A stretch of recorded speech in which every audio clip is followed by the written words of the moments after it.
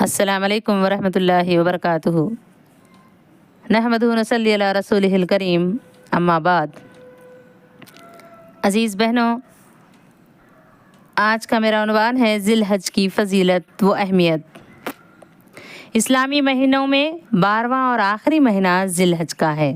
یہ مہینہ عظمت والا اس لیے بھی ہے کہ اس مہینے میں حج جیسی عظیم عبادت انجام دی جاتی ہے۔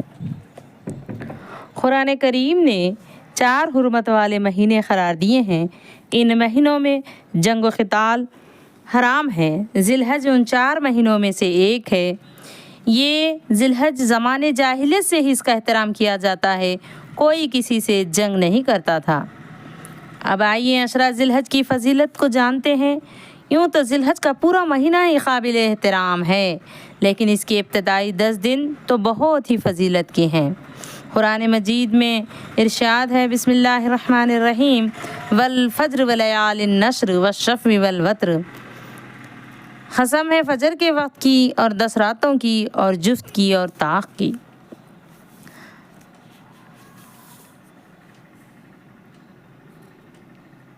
ابن عباس رضی اللہ تعالی عنہ نے فرمایا، 10 سے مراد ذی الحج کا پہلا عشرہ ہے، اور طاق سے مراد یوم عرفہ ہے، جفت سے مراد عید الاضحیٰ کا دن ہے۔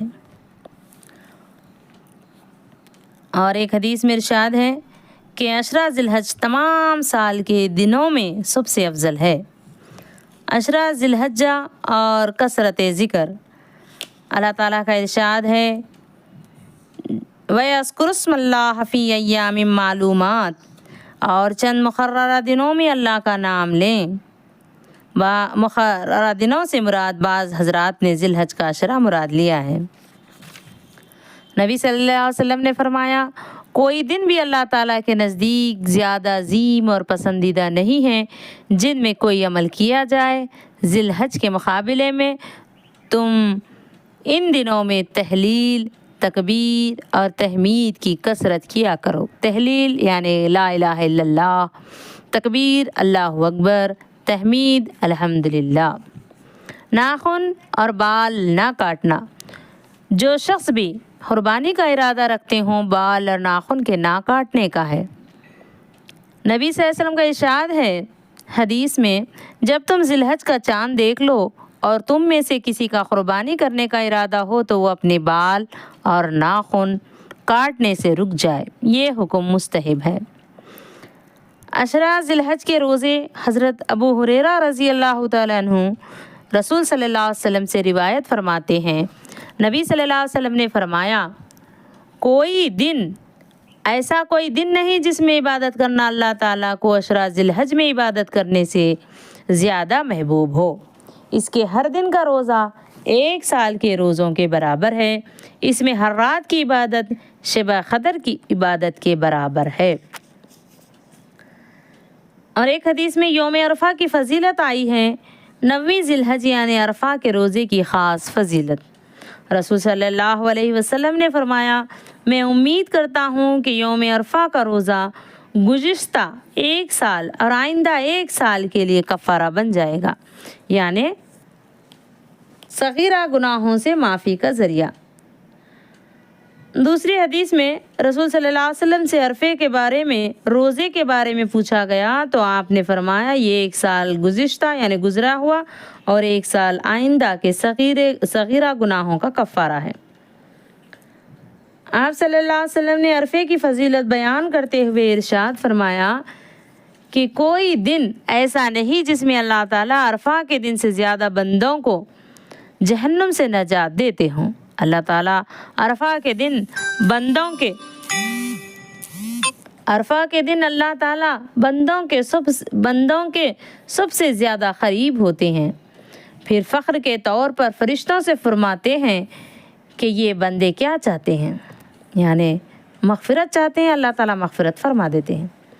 آپ صلی اللہ علیہ وسلم نے ارشاد فرمایا کہ شیطان یوم عرفہ کے علاوہ کسی اور دن اپنے آپ کو اتنا حقیر اور غضبناک محسوس نہیں کرتا جتنا اس دن کرتا ہے، کیونکہ اس دن وہ اللہ پاک کی رحمت کا نزول، بندوں کے گناہوں کی مغفرت کا مشاہدہ کرتا ہے۔ اور تکبیر تشریق کہنا۔ تکبیر تشریق 9ویں ذی الحج کی فجر سے لے کر 13ویں ذی الحج کی عصر تک ہر فرض نماز کے بعد ایک مرتبہ مرد بلند آواز سے، عورتیں آہستہ آواز سے پڑھنا واجب ہے۔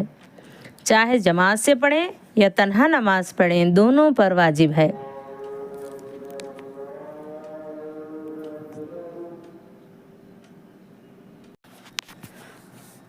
تکبیر تشریق اس طرح ہے: اللہ اکبر، اللہ اکبر، لا الہ الا اللہ واللہ اکبر، اللہ اکبر وللہ الحمد۔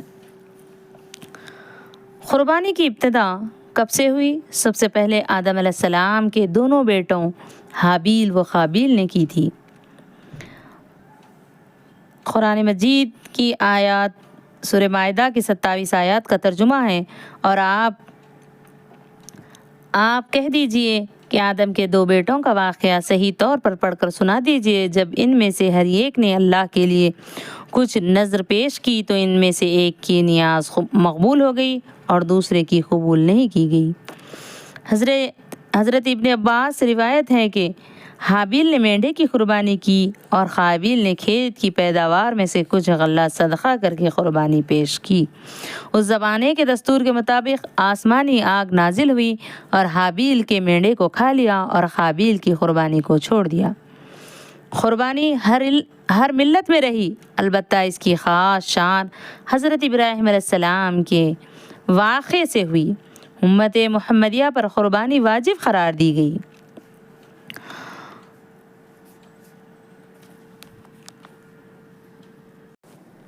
بسم اللہ الرحمن الرحیم۔ لن ینال اللہ لحومها ولا دماؤها ولکن ینالہ التقوی منکم۔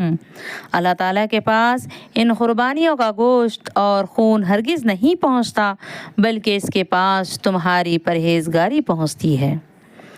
فصل لربک وانحر میں بھی قربانی کا ذکر آیا ہے، پس آپ اپنے رب کے لیے نماز پڑھیں اور قربانی ادا کریں۔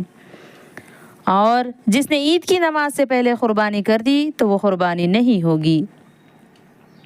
حضرت علی سے روایت ہے کہ نبی صلی اللہ علیہ وسلم نے فرمایا: اے لوگو، تم قربانی کرو، ان قربانیوں کے خون پر اجر و ثواب کی امید رکھو، اس لیے کہ ان کا خون اگرچہ زمین پر گرتا ہے لیکن وہ اللہ کے حفظ و امان میں چلا جاتا ہے۔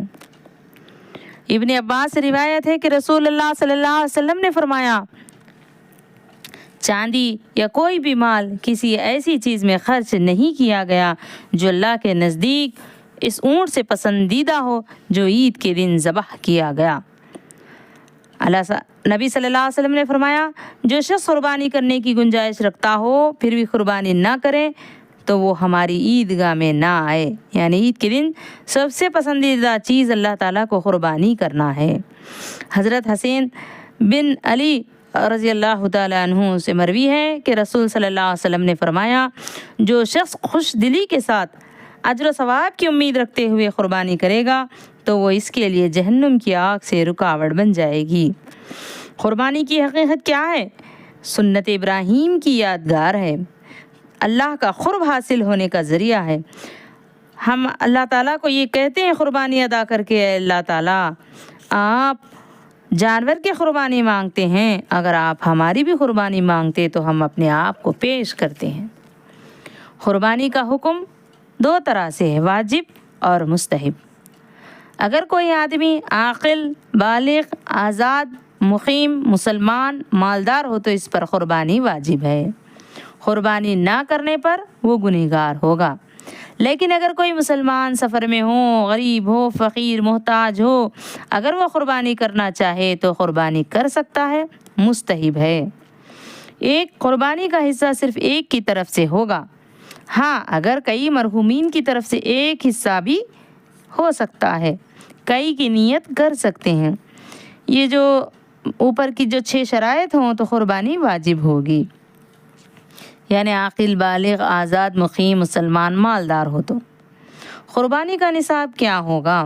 صاحب نصاب ضروریات زندگی سے زائد اتنا سامان ہو جس کی مالیت نصاب تک پہنچتی ہے، اس کے برابر ہو، یعنی 612 گرام 360 ملی گرام چاندی یا اس کی قیمت کے برابر نقد رقم ہو یا ذرہ سے زیادہ سامان ہو، یعنی 52.5 تولے چاندی یا 7.5 تولے سونا کی مقدار ہوگی۔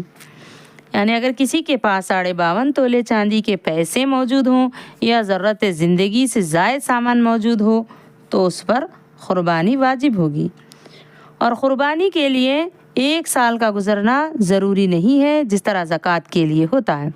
عید کے قربانی کے یہ 3 دنوں میں 3 دن کے ایام میں اگر کسی کے پاس مال آ جائے اور وہ صاحب نصاب ہو جائے، یعنی 10، 11، 12 کے دنوں میں پیسے آ جاتے ہیں تو اس پر قربانی واجب ہوتی ہے۔ اگر آخری وقت قربانی نہیں دے سکتا، یعنی 12 کی 10، 11، 12 کی عصر کے قریب اگر کسی کے پاس پیسے آ جائیں، صاحب نصاب ہو جائے، جانور نہیں لا سکتا، تو اس وقت وہ قربانی کے رقم صدقہ کر سکتا ہے۔ اگر کوئی عورت صاحب نصاب ہو تو اس پر قربانی واجب ہے۔ بیوی کی قربانی شوہر پر لازم نہیں ہے۔ اگر بیوی کی اجازت لے کر شوہر ادا کر دے تو ہو جائے گی۔ اگر بیوی کا مہر ادھار ہے، شوہر نے ابھی تک نہیں دیا، وہ نصاب کے برابر ہے تو اس پر قربانی نہیں ہے۔ اور ایک حدیث ابو ہریرہ فرماتے ہیں، قربانی کا ایام 3 دن ہے۔ عید الاضحیٰ کی رات نبی صلی اللہ علیہ وسلم نے فرمایا، جس شخص نے دونوں عیدوں کی رات میں اللہ کی رضا اور ثواب کے حصول کے خاطر قیام کیا، یعنی نماز کے لیے کھڑا ہوا، تو اس کا دل اس دن مردہ نہیں ہوگا جس دن لوگوں کے دل مردہ ہو جائیں گے۔